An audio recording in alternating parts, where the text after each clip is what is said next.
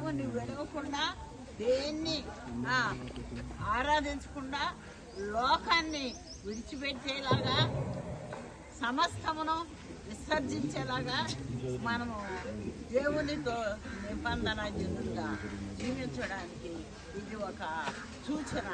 కాబట్టి ఇది చాలా విలువైనది, ఘనమైనది. దీన్ని మనం ఎన్నడూ మర్చిపోకూడదు. అందుకని ఈ విషయంలో బిడ్డ సిద్ధపడింది, కావాలని చాలా ఆశించి కోరుకుంది. కాబట్టి మాకు అయితే వివాహం కూడా చేయదు. ముందు దేవునికి వివాహం చేసి తర్వాత వివాహం.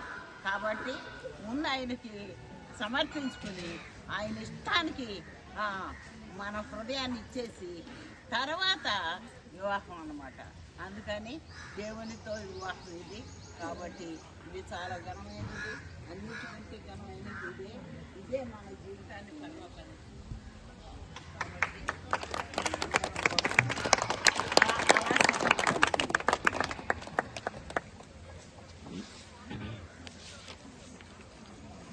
Okay.